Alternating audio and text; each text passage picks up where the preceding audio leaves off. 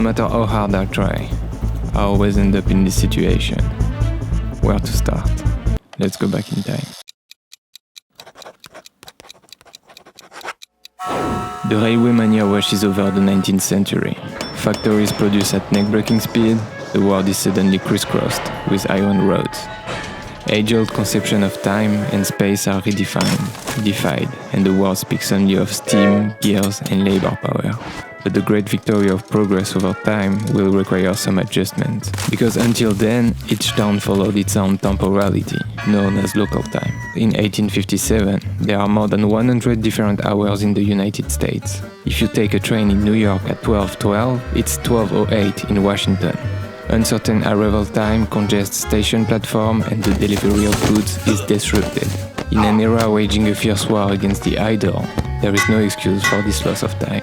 So, in 1884, 26 countries sent their most punctual representative to Washington, D.C. Their goal?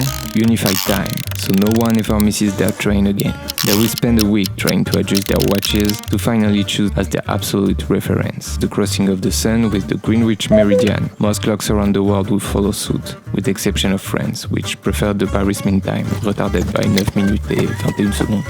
Trade between countries is facilitated, and production is automated around this new world clock. Public transportation adapts to the schedule of factory workers, and the happy hour is invented. All of society follow the movement, except perhaps administration, that still struggle as of today. It's the beginning of a new era. Time has become global, and the world is now constrained by the mechanized rhythm of a single needle: industry. Train and factory timetables replace the rhythm of the sun and the stars. And since that day, we haven't stopped being late. Now we have more clocks in our houses than all of Paris in the Middle Ages. Encircled by time, our behaviors became dependent on the awareness of mechanical time. A standard day look more or less like this. It starts with an alarm that wakes you up at 7 a.m. sharp. Then a 15-minute shower, and you brush your teeth for 3 minutes. It takes 4 minutes to brew your coffee, and 2 minutes to toast your bread to perfection. You eat your breakfast for 10 minutes and it's time to take the bus. 30 minutes of commuting later, you're ready to start working. After 3 hours of work, it's time for the lunch break. Instant ramen, 3 minutes in the microwave.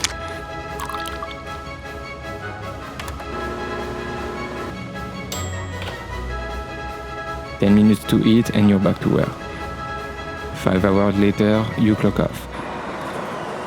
45 minutes in the bus because it's rush hour. When you get home, you wash your clothes for the next day.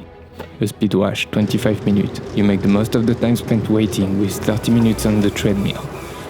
And follow up with 50 minutes of online therapy to find out why you're always late. Whether you're hungry or not, it's already time to eat. 1 hour later, you sit comfortably on your sofa to watch your favorite series on Netflix in 2 45-minute sessions. And at midnight, it's finally time to go to sleep. This is roughly what a regular day looks like for most Homo sapiens living in a post-industrial country.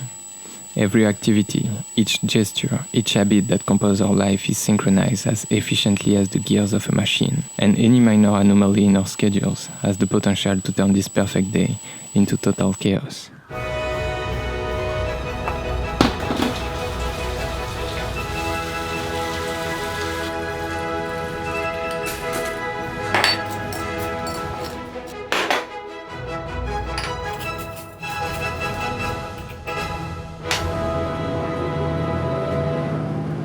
And here we are, late.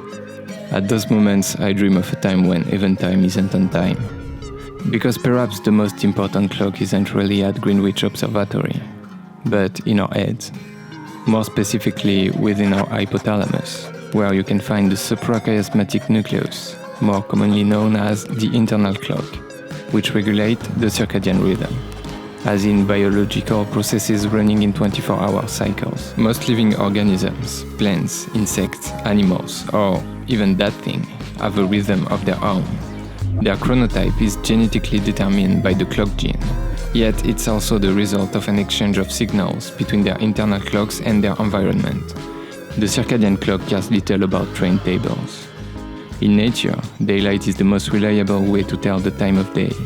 Our biological processes like our moods, our immune system, even our capacity to think are orchestrated by the movement of the sun All that to say, the liquid crystal time displayed on our screens is not quite as natural as it seems.